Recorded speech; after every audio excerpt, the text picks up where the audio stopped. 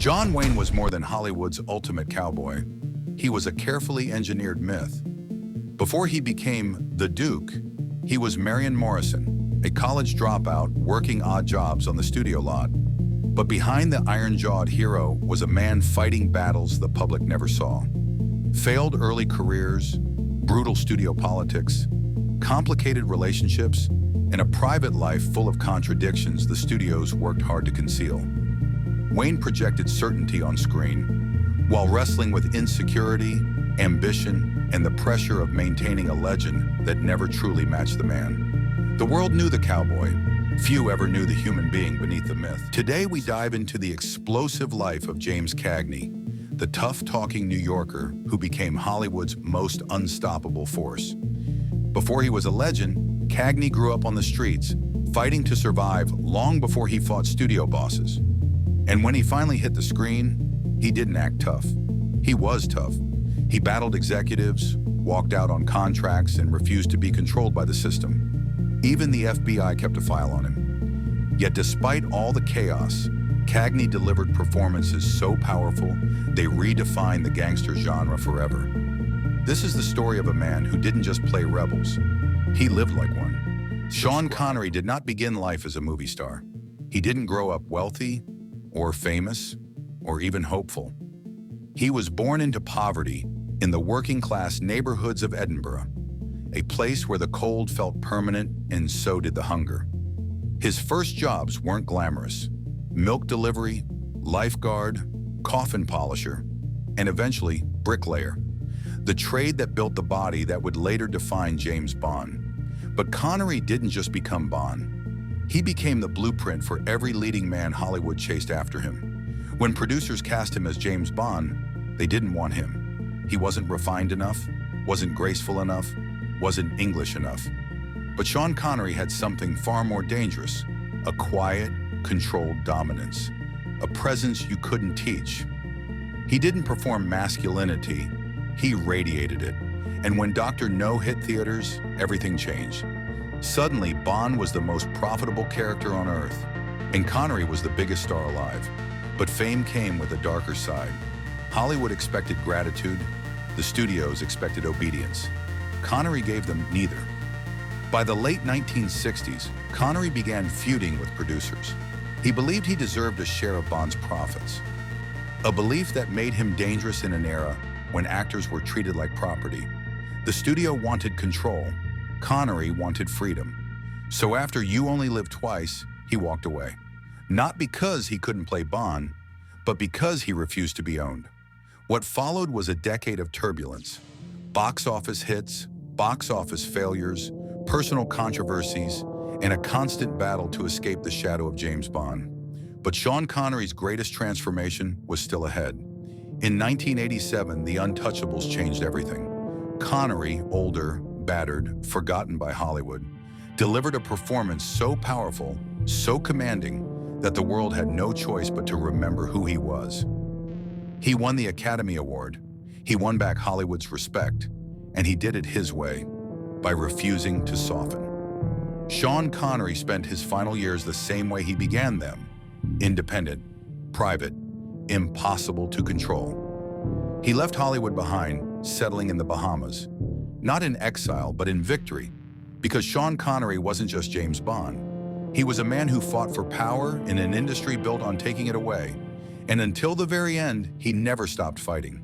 This was the true story of Sean Connery, the legend, the rebel, the survivor. Tonight we revisit the haunting rise of Evelyn Nesbit, the woman whose face defined beauty and whose life became a battlefield for powerful men. At the dawn of the 1900s, Nesbit was the original Gibson girl, a living symbol of perfection, fragile and irresistible. But behind the photographs was a person pulled into a world of obsession and control.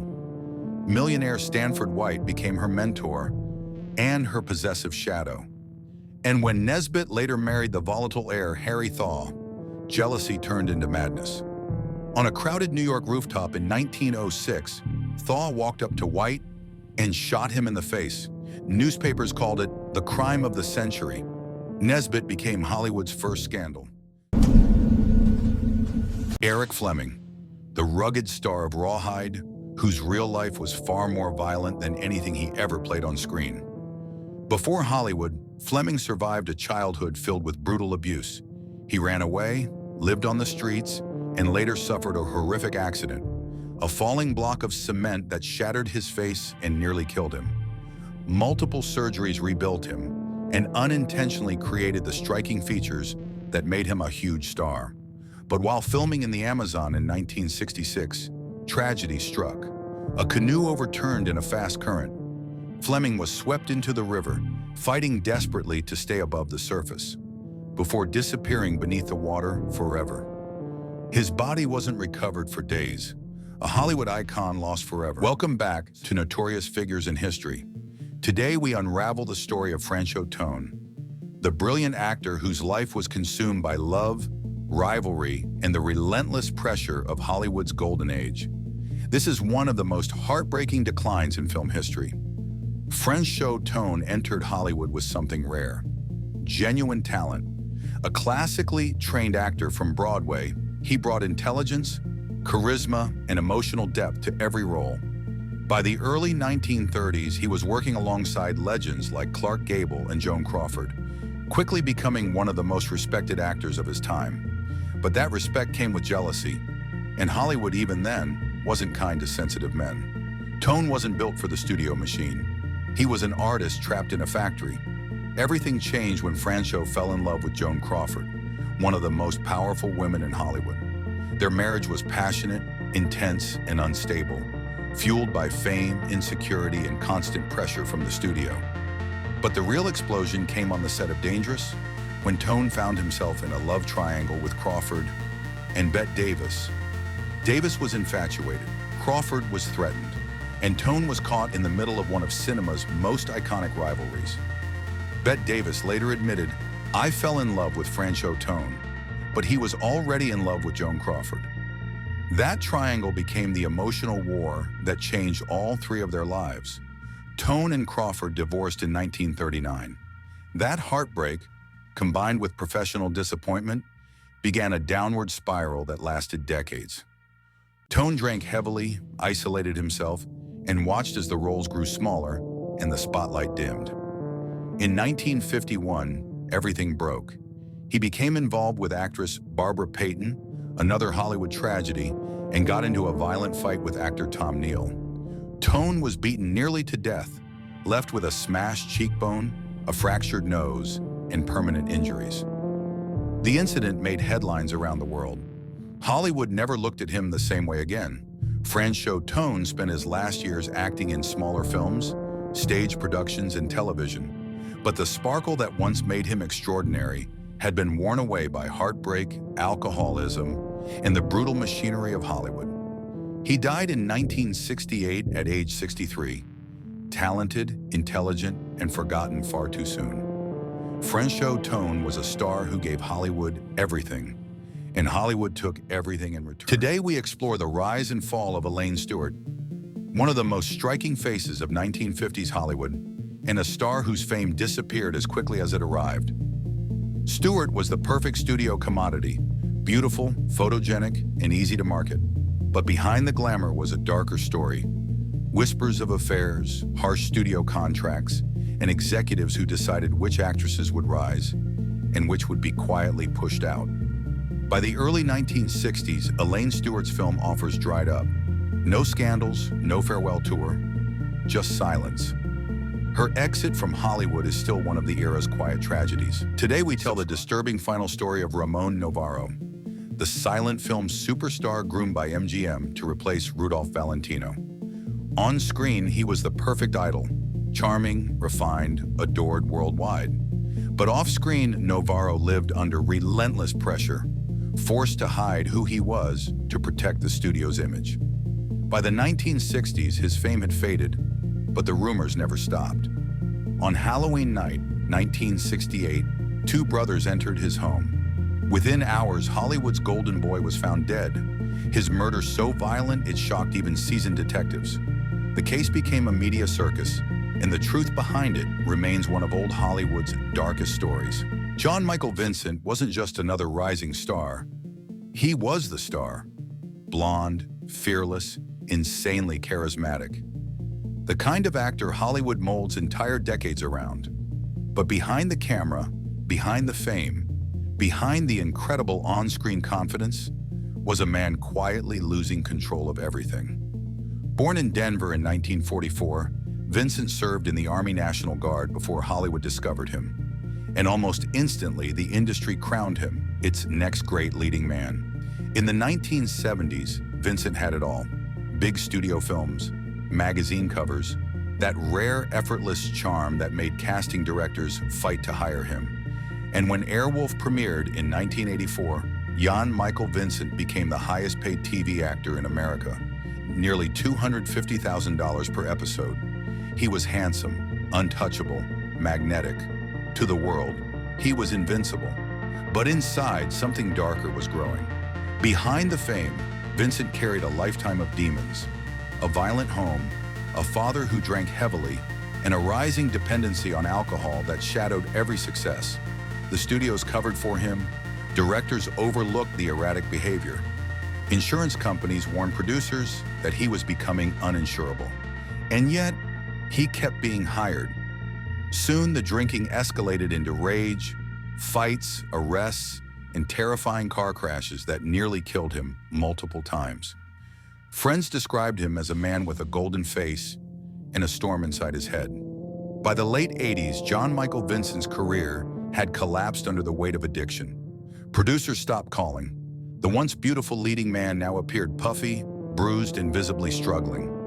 Airwolf was gone. The money was gone. And the tabloids documented every brutal step of his downfall. More crashes, more injuries, a shattered neck, and eventually the amputation of his right leg after years of health complications. The man once paid more than any other actor on television could no longer walk. Jan Michael Vincent passed away quietly in 2019, far from the spotlight that once worshipped him. No studio tribute, no Hollywood memorial, just a man who once had everything: beauty, fame, talent, consumed by a lifelong battle he could never escape.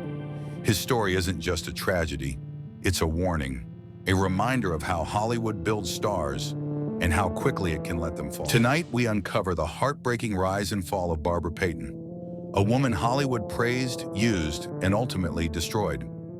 Payton arrived in Hollywood with rare beauty and undeniable talent. Studios rushed to sign her. She starred alongside the biggest names in Hollywood, but fame came with a cost. A violent love triangle turned her into tabloid prey. Studios abandoned her. Scandal after scandal pushed her into a downward spiral of addiction, broken relationships, and public humiliation. By her mid-30s, Payton went from high-budget films to survival on the streets of Hollywood. A fall so brutal, even the press called it the worst in movie history. Barbara Payton's story is a reminder of Hollywood's darkest truth. The spotlight can be a weapon. David Carradine was born into Hollywood royalty, but he never felt like he belonged to it. Raised in a fractured home, surrounded by talent but starved of stability, young David grew up drifting between households, never fully anchored. It was the beginning of a lifelong search for identity, for purpose, for peace. By the 1970s, America met him as Kwai Chang Caine in Kung Fu, a wandering monk, quiet, disciplined, and in total control. But behind the camera, David was none of those things.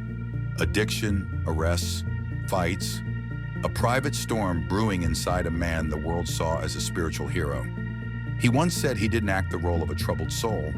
He was one, yet the screen loved him. He became part of the Hollywood counterculture, a rebel with talent to burn and demons he couldn't tame. Directors praised his brilliance but feared his unpredictability. Friends described him as magnetic one moment, untouchable the next. His career surged again in the 2000s when Quentin Tarantino cast him as Bill, the soft-spoken monster in Kill Bill. Carradine delivered a performance so legendary, it resurrected his entire career. But success couldn't silence what haunted him. Behind closed doors, David lived a life filled with secrecy, a swirl of unusual habits, risky behavior, and a fascination with danger that blurred into obsession. The people closest to him tried to intervene. Most couldn't get close enough. Some didn't want to know. Then in 2009, the world woke up to news that didn't seem real. David Carradine, icon, legend, the face of multiple generations, found dead in a Bangkok hotel room under circumstances that shocked even Hollywood. Theories exploded. Rumors spread faster than facts. And the truth, to this day, remains murky. Was it an accident? A hidden lifestyle gone too far? Or something darker? His family demanded answers. Investigators stumbled, the public speculated.